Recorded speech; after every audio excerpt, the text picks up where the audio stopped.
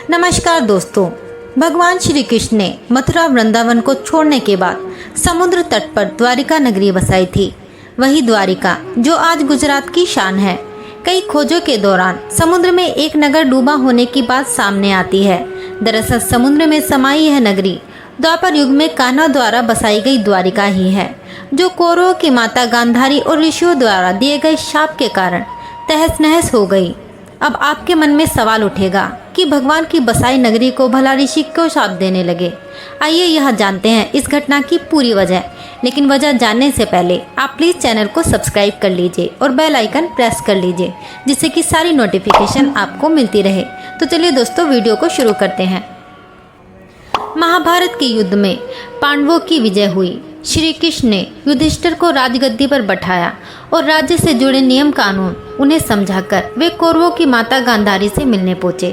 कान्हा के आने पर गांधारी फूट फूट कर रोने लगी और फिर क्रोधित होकर उन्होंने उसे शाप दिया कि जिस तरह तुमने मेरे कुल का नाश किया है, तुम्हारे कुल का अंत भी इसी तरह होगा।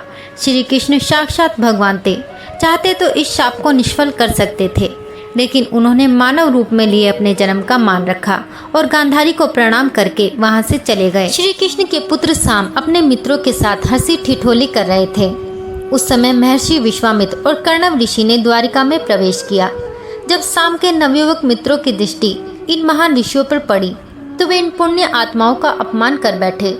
इन नवयुवकों ने साम को एक महिला के वेश में तैयार किया और महर्षि विश्वामित्र तथा कर्णव ऋषि के सामने पहुंचकर उनसे बोले, यह स्त्री गर्भवती है, आप देखकर बताइए इसके गर्भ से क्या उत्पन्न होगा। दोनों ही ऋषि युवकों के इस परिहास से अत्यंत क्रोधित हुए और उन्होंने कहा, इसके गर्भ से एक मूसल उत्पन्न होगा, जिसे तुम जैसे दुष्ट, असभ्य, क्रूर लोग अपने समस्त कुल का नाश कर लेंगे। इस घटना का पता श्री कृष्ण को चला तो उन्होंने कहा, यह ऋषियों की वाणी है, व्यर्थ नहीं जाएगी। और अगले ही दिन साम ने एक मूसल को उत्पन्न किया। इस मूसल को राजा उग्रसेन ने समुद्र में फिकवा दिया। साथ ही श्री कृष्ण ने नगर में घोषणा करा दी कि अब कोई भी नगरवासी अपने घर में मदिरा नहीं बनाएगा, क्योंकि कृष्ण नहीं चाहते थे उनके कुल के लोग और संबंधी मदिरा के नशे में कोई अनुचित व्यवहार कर परिवार सहित एक दूसरे का नाश कर बैठे, क्योंकि ऋषियों की वाणी तो सच ही होनी थी। धार्मिक पुस्तकों के आधार पर महाभारत युद्ध के 36वें वर्ष में द्वारिका नगरी में बहुत अपशगुन होने लगे। कान्हा ने सभी यदुवंशी पुरुषों को तीर्थ पर जाने के लिए कहा। इस पर सभी लोग द्वारिका नगरी से तीर्थ के लिए निकल गए।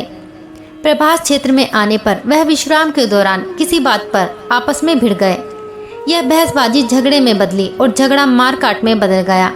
इस दौरान ऋषियों का शाप इस रूप में फलीभूत हुआ कि सामने जिस मूसल का उत्पन्न किया था, उसके प्रभाव से प्रभास क्षेत्र में खड़ी एर का घास को लड़ाई के दौरान जो भी उखाड़ता, वो एर का घास मूसल में परिवर्तित हो जाती। ऐसा मूसल जिसका एक प्रहार ही व्यक्ति के प्राण के लिए पर्याप्त था। इस लड़ाई में श्री कृष्ण के पुत्र प्रद्युम्न भी मारे गए। सूचना मिलते ही कान्हा प्रभास क्षेत्र पहुंचे। अपने पुत्र और प्रियजनों को मृत देखकर श्री कृष्ण ने क्रोध में वहां खड़ी एर का घास उखाड़ ली और हाथ में आते ही उस घास से मूसल में बदल गई। लड़ाई में जो लोग बचे रह गए थे, जिन्होंने अपने परिजनों को मारा था, श्री कृष्ण ने एक एक वार से उन सभी का वध कर दिया। अंत में सिर्फ श्री कृष्ण, उनके सारथी दारुक और बलराम बचे। इस पर श्री कृष्ण ने दारुक से कहा कि हस्तिनापुर जाकर अर्जुन को यहाँ ले आओ। फिर बलराम को वहीं रुकने को कहा और स्वयं अपने पिता को इस संहार के बारे में सूचित करने द्वारिका चले गए। कान्हा ने वासुदेव जी को इस नरसंहार के बारे में बताया और कहा कि जल्द ही यहाँ अर्जुन आएंगे। आप नगर की स्त्रियों और बच्चों को लेकर अर्जुन के साथ हस्तिनापुर चले जाइएगा। जब श्री कृष्ण वापस प्रभास क्षेत्र पहुँचे तब बलराम जी ध्यान अवस्था में बैठे थे। कान्हा के पहुँचते ही उनके शरीर से शेषनाग निकले और समुद्र में चले गए। अब श्री कृष्ण इधर उधर घूमते हुए अपने जीवन और गांधारी के शाप के बारे में विचार करने लगे। फिर एक पेड़ की छांव में बैठ गए। इसी समय जरा नामक एक शिकारी का बाण उनके पैर में आकर लगा, जिसने दूर से ही उनके पैर के अंगूठे को हिरण का मुख समझकर बाण चला दिया था। जब वह शिकारी शिकार उठाने पहुंचा तो श्री कृष्ण को देखकर क्षमा मांगने लगा। कान्हा ने उसे अभयदान देकर देह त्याग दी। अर्जुन ने द्वारिका पहुंचकर वासुदेव जी से कहा कि वह नगर के शेष बचे सभी लोगों को हस्तिनापुर चलने के लिए तैयार करें। फिर अर्जुन ने प्रभास क्षेत्र जाकर सभी यदुवंशियों को अंतिम संस्कार किया। अगले दिन वासुदेव जी ने प्राण त्याग दिए। उस पर उनका अंतिम संस्कार कर अर्जुन सभी महिलाओं और बच्चों को लेकर द्वारिका से निकल गए। जैसे ही उन लोगों ने नगर छोड़ा, द्वारिका का राजमहल और नगरी समुद्र में समा गई। उसी नगरी के पिलर तथा अवशेषों के बारे में समुद्र से जुड़ी अलग अलग रिसर्च के दौरान जानकारी मिलती रहती है।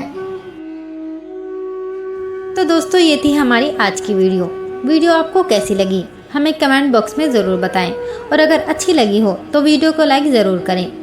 आपका दिन शुभ हो दोस्तों। जय श्री कृष्णा।